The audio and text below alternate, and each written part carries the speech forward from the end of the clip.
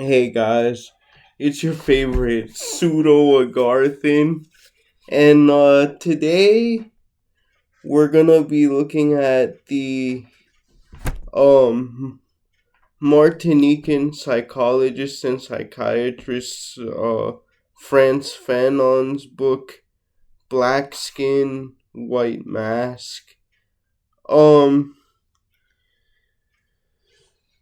And yeah, before I go on, I'm gonna make a bunch of disclaimers. Like number one, I know it doesn't look like it, but I am a mixed race man. I'm a mestizo. I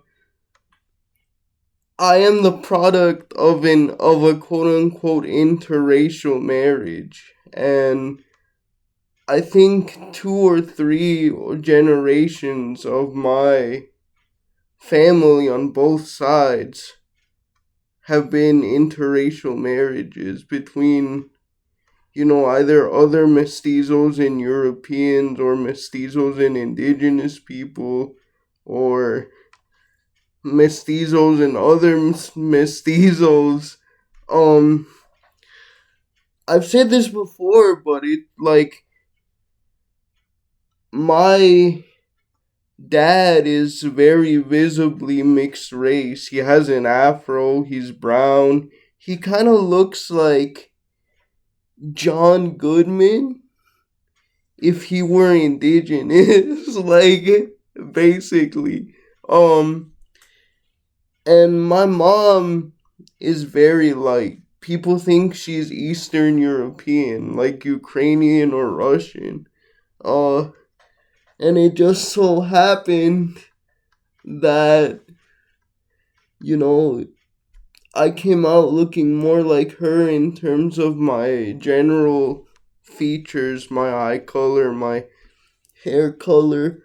Although my face shape is closer to my father, and actually, my other full brother, because all the rest of my siblings are half siblings, um, has an afro like my dad, and but I don't. I have straight hair like my mom. So, it's complicated, and everything that I'm about to say isn't necessarily directed towards any one individual necessarily, but rather, the entire society. Um and yeah, black skin, white masks is basically about the psychological and social experiences of um people from the French colony of Martinique, um and what it's like for them to be viewed or sort of be forced to assimilate to the dominant French European culture, um basically all around them, and the types of things that they're taught. And um I have to say, even though I quote unquote present or pass as white, I've myself have gone through this, although in my case it would probably be like white skin brown masks, because and you know I don't want to do this because I know cringe people say this, but I've never really felt like I fit in with either Anglo Saxons or, like, you know, white British people here, or those assimilated to their culture here in the United States. Uh, but I've also never really felt like I fit in with other Latinos as well. Just um, partly because of the way I look, right? But also partly because my parents are still migrants, and they still became working class, and I still experienced poverty and separation. And of course, by separation, I mean the other word that I don't want to say, from whites, because of that, in some sense. But, like, I mean, for example, I've said this before. My dad, again, who is brown, was a factory owner, and my mom was a model. We were way more comfortable than the vast majority of the economic migrants that come to the United States, at least initially, right? We were then equalized by imperialism into the sort of, again, the working class. We filled jobs that quote unquote white people don't want to do, and my parents did just that. They worked in, like, assisted living facilities and stuff like that, or as cooks, or, you know, minimum wage um restaurant workers and stuff. But still, and that just goes to show you that, lighter skin, as Fanon says, is typically like a status symbol. And, like, it's connected to, like, money and economics and stuff, because typically, as you get into the upper echelons of society, the lighter even if you're mixed race, people tend to look. um what's that one basketball player, Curry? Like, have you guys ever noticed, like, every single member of his family is, like, super duper light skin? But, and let's be honest, guys, um a we all know a Latino or black or whatever minority man or woman that will take the just worst treatment from a mid-ah white guy or a mid-ah white girl just because they're white. um because, once again, it infers a certain type of status. And one of the things which I genuinely thought, like, I didn't think could be so well expressed on paper, was that Fanon says that, like, you know you end up with a certain sort of either superiority or inferiority complex when you're forced to be in a society like that, right? Where, you know you feel you have to prove yourself to the white man. um and, so you overcompensate, right? When people criticize you, it's, you take it so deeply, because it's like, oh, I've worked so hard, this feels so personal, like an attack against me, right? Like, um and yeah, I've been through that. Like, in my master's program, we had this thing at St. John's College called Dawn Rags, where, and you're required to do it for 2 of the 4 semesters of the program, or else you don't pass. Basically, you go in front of all your professors slash tutors, is what we call them, and they critique your performance in each of the class seminars. Each of the classes was a seminar, so they critique you.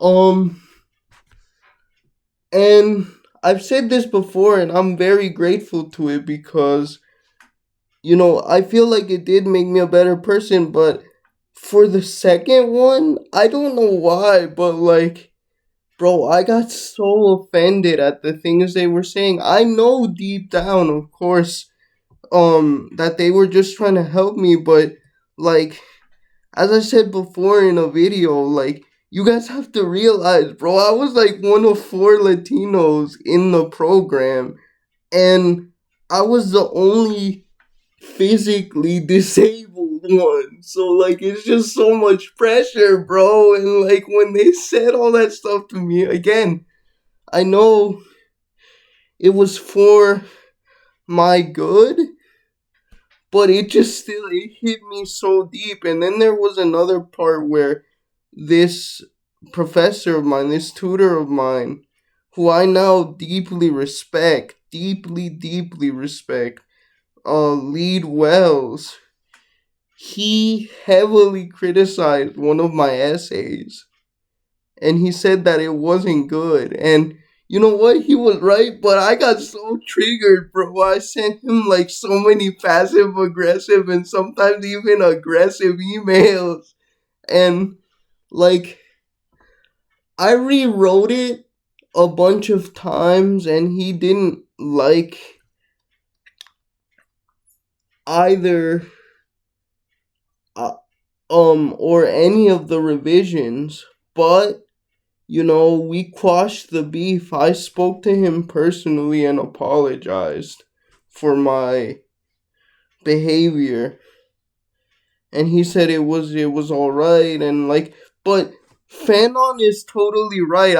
I've definitely experienced that, and when I was younger and more self-absorbed, I also experienced the superiority complex um towards my own people, disabled and Latino people. Like, even knowing deep down that, like, for example, I didn't like being talked down to or underestimated, I would still do that to a lot of, again, Latinos, because maybe they were working class or whatever, right? Or like they didn't have as many qualifications. Maybe they weren't as quote unquote smart as me. Um, and yeah, I admit, I,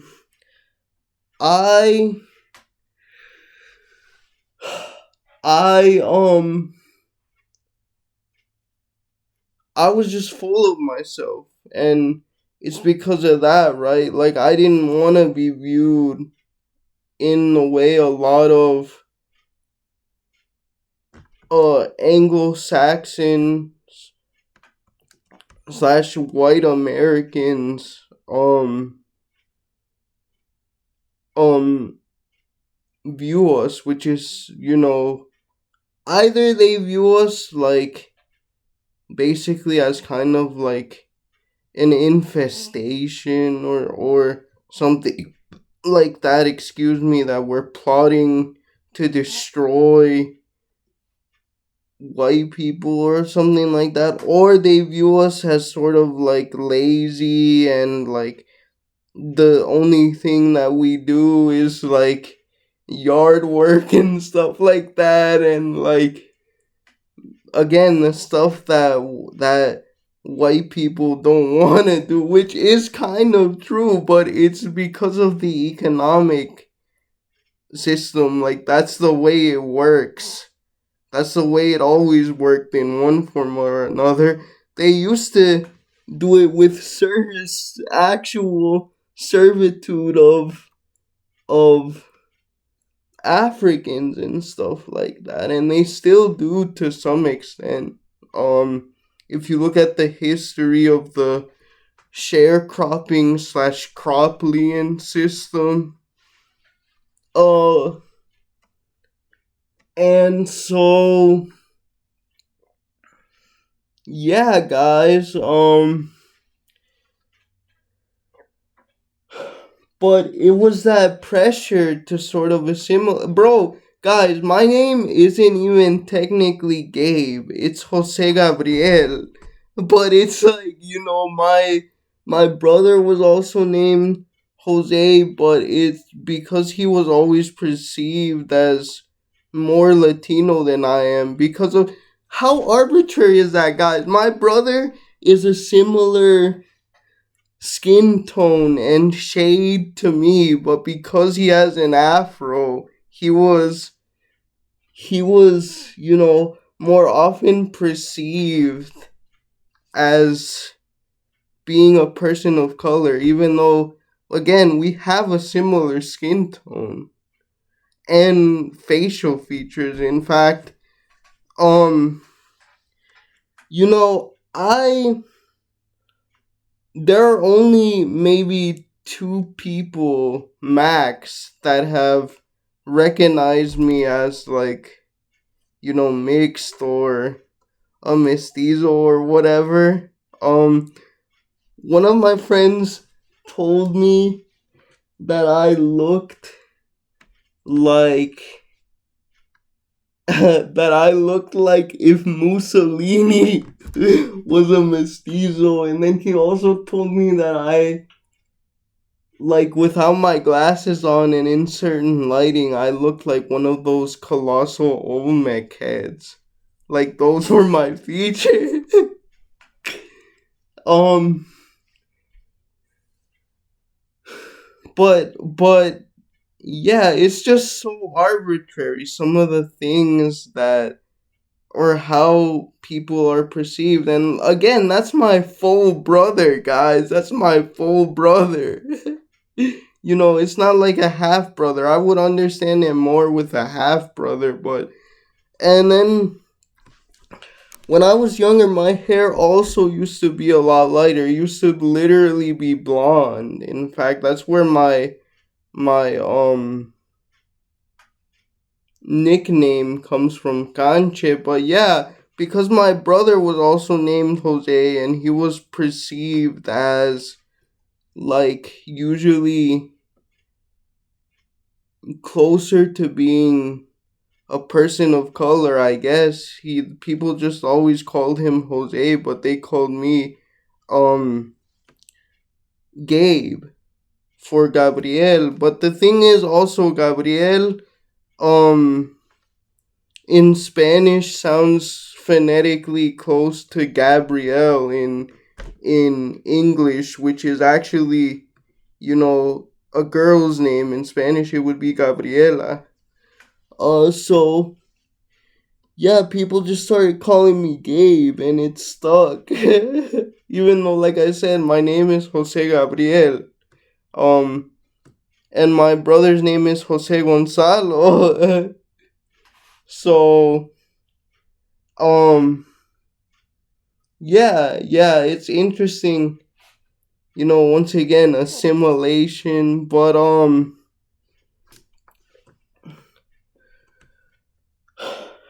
one criticism though I think that I have of Fanon is that, like, his chapter on women kind of seems like projection, not gonna lie. I mean, I agree with everything he said about Mayo Capicia, I apologize for the pronunciation, and I am gonna read her actually, but a lot of it seems like projection, not gonna lie. Even if I agree with some of its, like how, once again, whiteness is a status symbol, usually a lot of people of color, um, sometimes it is just preference, guys, don't get me wrong, and I'll get to the exceptions later on, but like, yeah, they'll take a mediocre white man or woman over like an equally, in terms of status, like person of color or of their own quote unquote race, because again, whiteness is associated with status. Um I mean, even in my own family, guys, one of my great grandfathers, he married a Guatemalan Spaniard, a criolla, right? And like, of course, I see nothing wrong with that. Um, because I wouldn't be here if they hadn't met. But um, like, do you think that they would have met at their high society party that they met at? If my great grandfather's family didn't own wasn't petit bourgeois, basically didn't own a chain of pharmacies in Guatemala City, or if he hadn't been related to um the De La Cerda family, if his, grandmother hadn't been a Guatemalan playwright, a feminist, and a disability rights advocate? Cause I don't think so, honestly. You know what I mean? Um, Even though what's funny about her, my mama Chenta, is she grew up in an orphan. Her family was middle class, but her mother passed away when she was young, unfortunately, and she grew up pretty poor with her sister in Chiapas. So, um, yeah, and honestly, I don't think so. So once again, there you get the economic portion. Um, but yeah, also Fanon's both of Fanon's wives um were white French women, which of course you might expect, um since he was living and working in France for a long time as he was getting his psychiatry degree and stuff like that. But that's kind of like, excuse the maybe accurate pun, the pot calling the kettle black a little bit. Right? Um,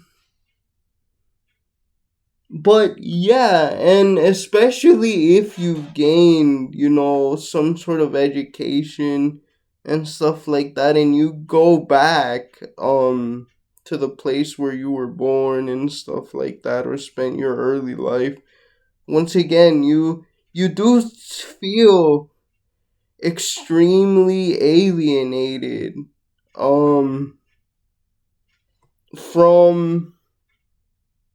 almost everyone, basically, especially. And I find this interesting as well. One of my comments on my Das Kapital overview video, one of the commenters told me that Fanon's like dissertation was on Friedrich's ataxia, which, excuse me, ataxia, I'm pretty sure affects balance and fine motor movement. I have ataxia, but not Friedrich's ataxia, cerebral palsy ataxia, which is similar but different. I'm not a doctor. I don't know exactly how, so I apologize for that, but um and I haven't been able to find like a translation of it. I found studies that are secondary sources talking about it, but not like an English translation. If anyone can point me towards that, or a Spanish one if it's available. Um, but like, so his view of this sort of alienation caused by like, kind of being one thing, being part of one group and then part of the other, but also not really, um, was actually influenced by disability. And, um, personally, I see the influence on other writers. disability writers specifically Ato Koisan, who was a Ghanaian, but he wrote a book that I've talked about various times on this channel, Aesthetic Nervousness, which is about sort of similar to Black Skin, White Mask, honestly, in terms of its format, like just a post colonial analysis of literature and cultural attitudes and tracing the history of, and the psychology of where those attitudes might come from. I can totally see the influence. Shout out to my brother Gonzalo for getting me that book, by the way, for Christmas in 2019, because it's like $40 almost, which, for a text like that is pretty expensive, not gonna lie. Um, but yeah, and I can see the influence on Tanahisi Coates and Between the World and Me, and I'm pretty sure Between the World and Me is a Fanon quote. Um, if I'm not mistaken, that might be from The Wretched of the Earth. But yeah, I can definitely again see the influence, and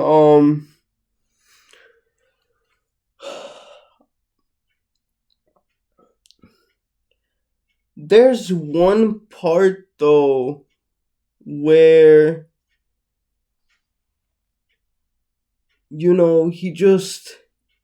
he talks about how lonely it is, and I mean,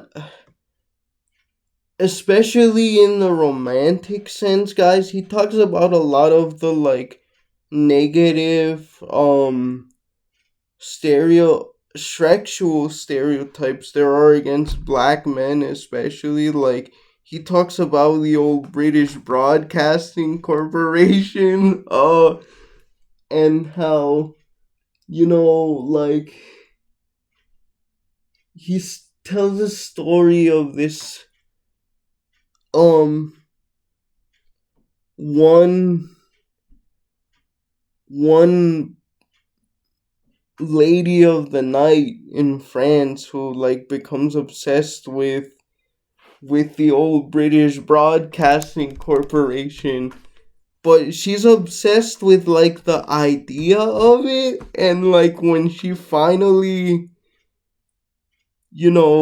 has Shreks with a black man, and it's basically no different to Shreks with a white man. She like calms down, because she realizes, like, um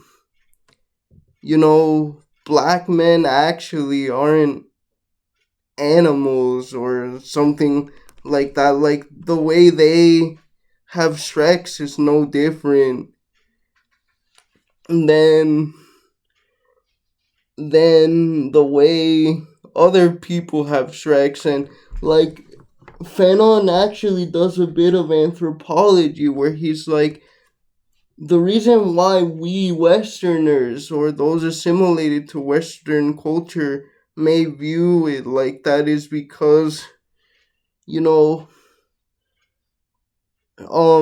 traditionally Africans have had a sort of more integrated view of sexuality than we may have had, as influenced by Christianity, right? To them it's more like eating, sleeping, and drinking. It's not like, it isn't tied up with, divine innocence or whatever, what I mean. So it's simply a cultural difference that we take to make black people and black men seem like the other. Um, and For disabled people, it's the exact opposite. We're not viewed sexually that much at all. I mean, I'm lucky to have had Shreks with a woman,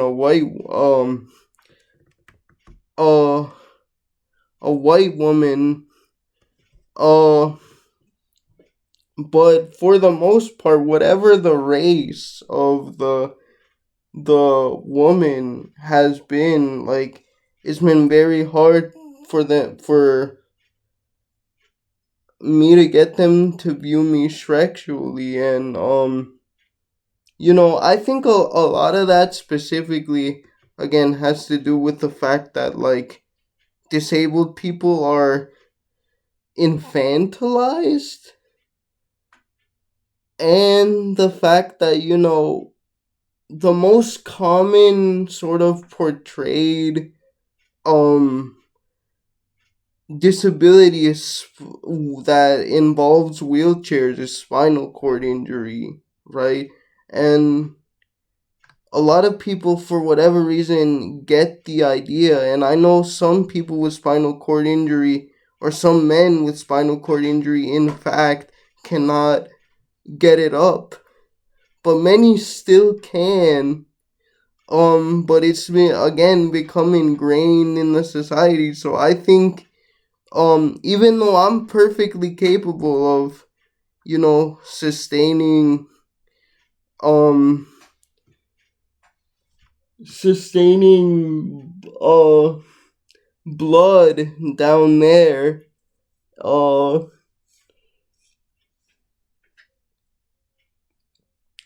that is the common view, unfortunately. And so, yeah, we get stereotyped like that, even though, of course, most disabled people have those feelings, um and they would like to, engage in that. Many don't get to because of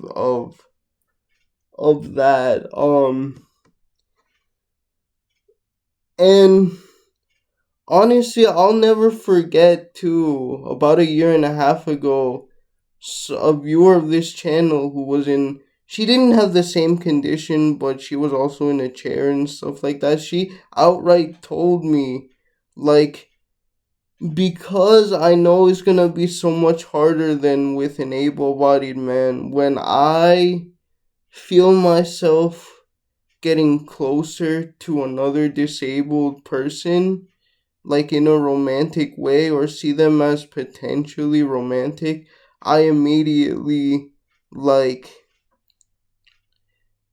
I just ghost. I ghost because I'm scared, and I know what it would entail. And like, honestly, bro, I definitely wish her healing, because that's what she did to me, like, within basically 2 or 3 emails of us talking.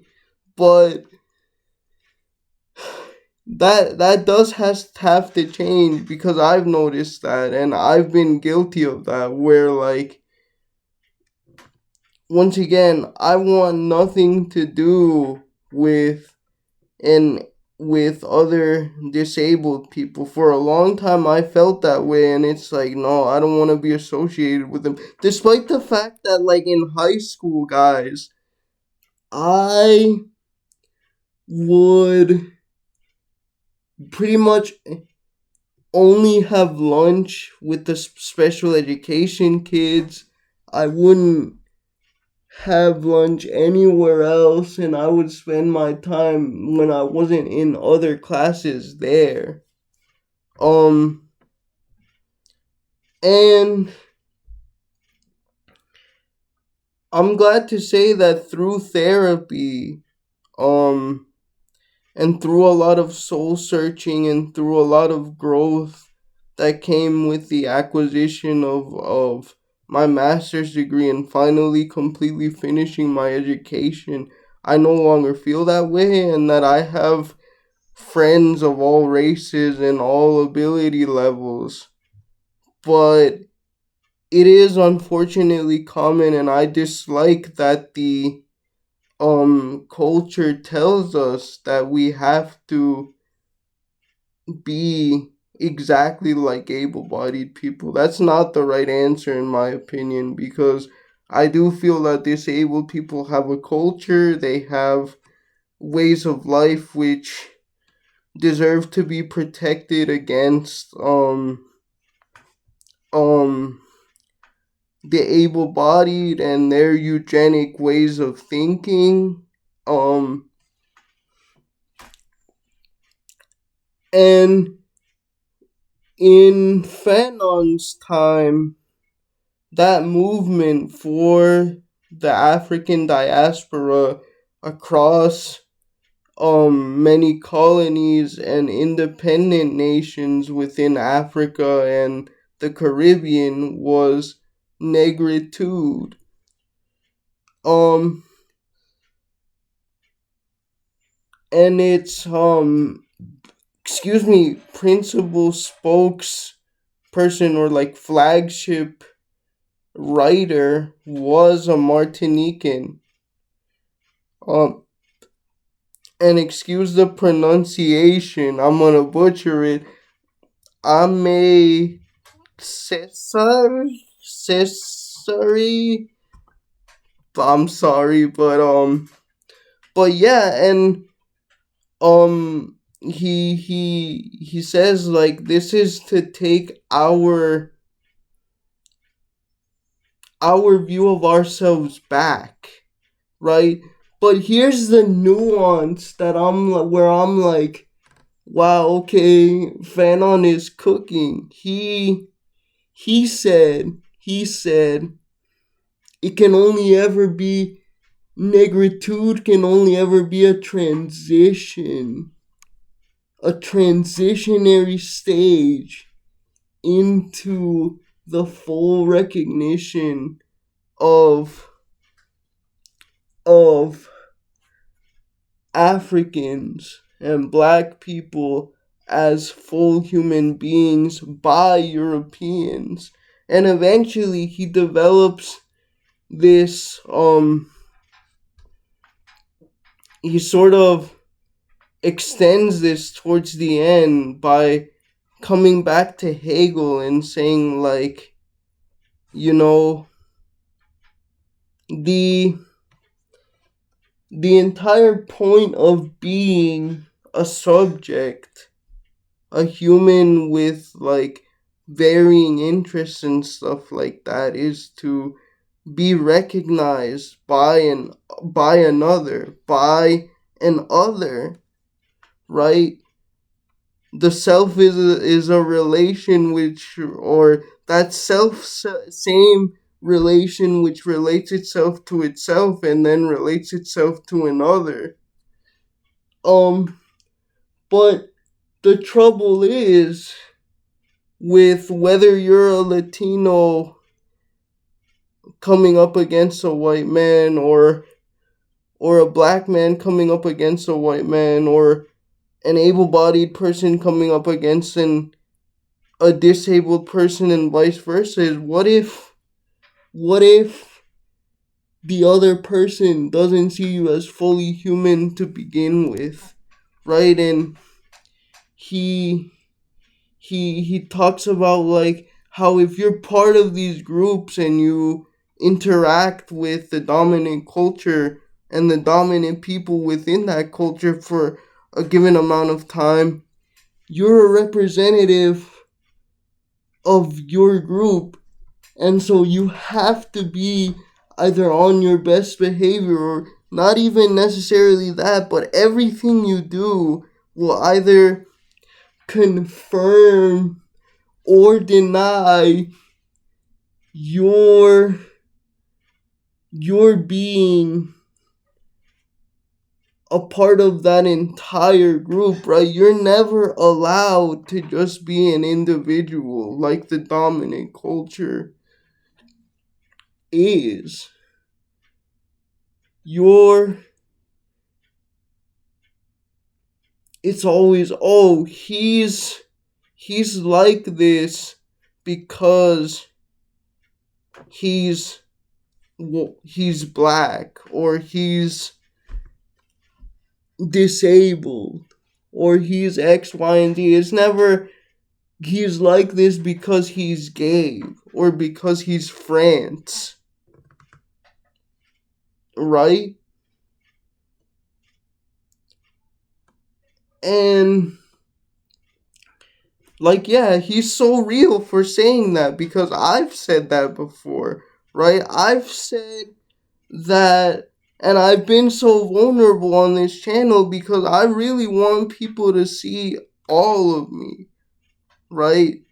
I want people to not just see the Gabe that tries to be kind and that sometimes is kind and intelligent and and careful and studious and all of these things. I also want them to see the Gabe that is vain, that is a know-it-all, that can have a short temper sometimes, and see that as me and accept me for that.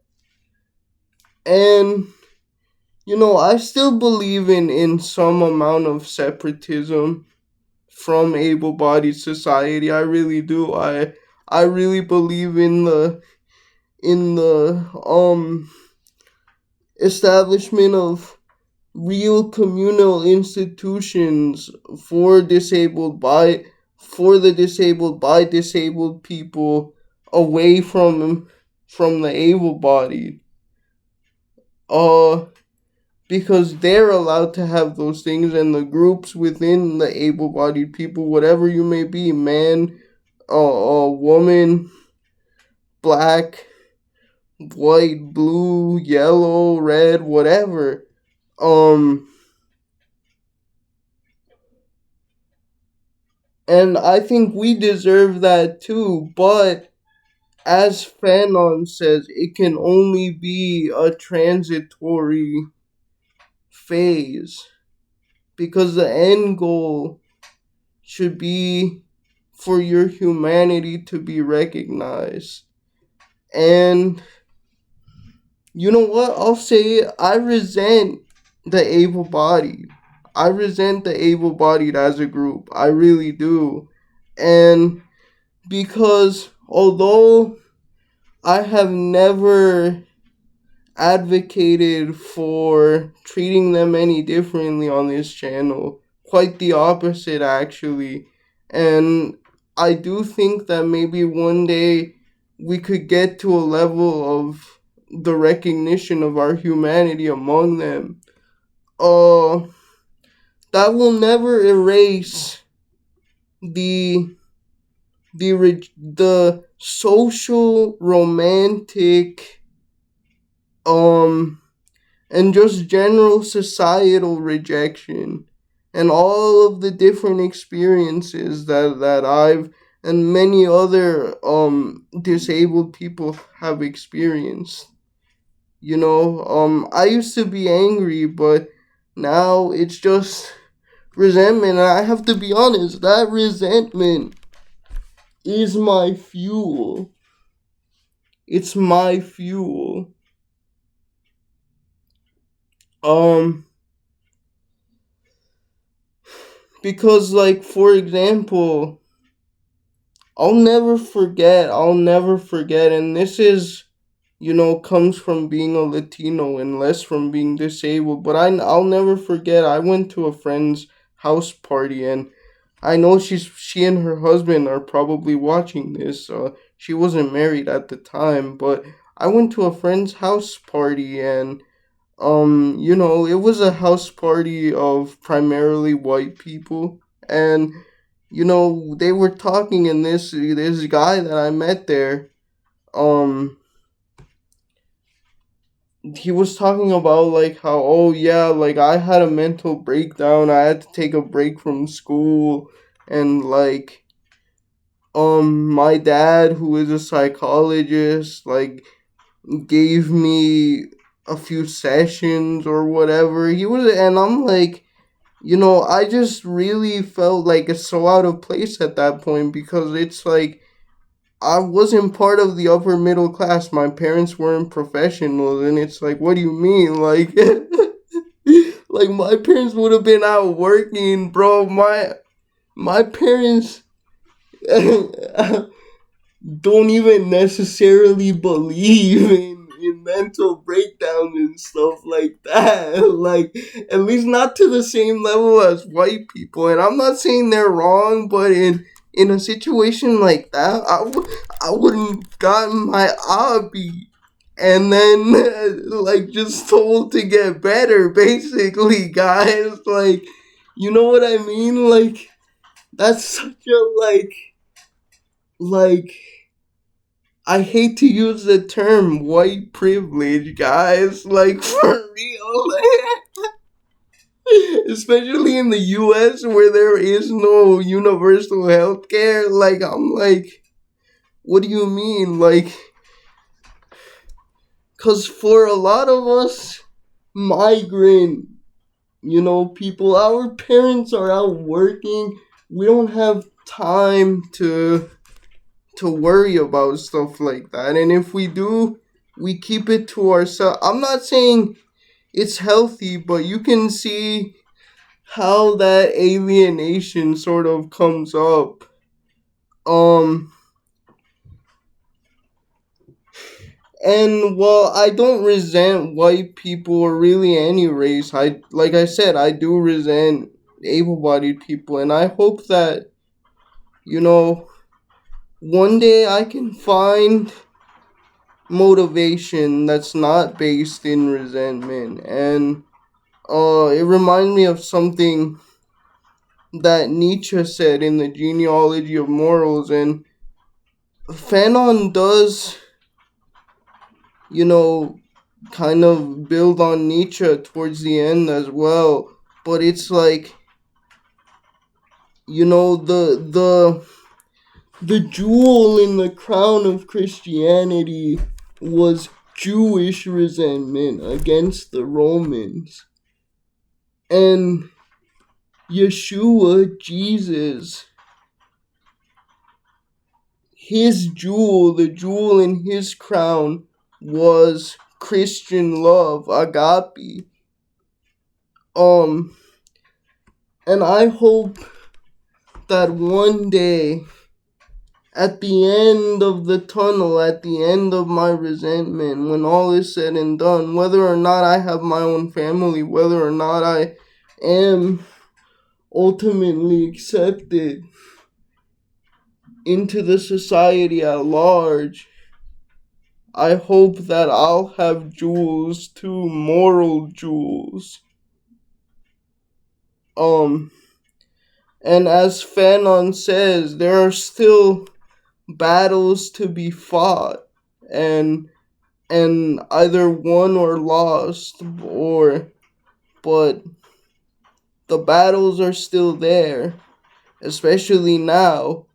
And he says the U.S. specifically, because he was writing during the civil rights movement of the 1960s. There were many before then, of course, but the one that is most well known now is the one that he was, living through as or observing from France and Martinique. Um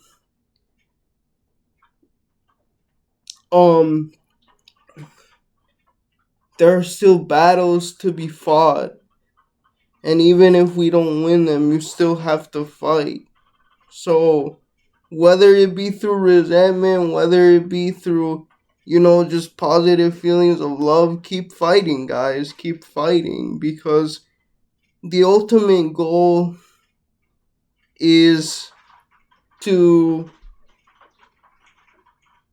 be recognized as human and become a more integrated part of human society. All right, bye. See you.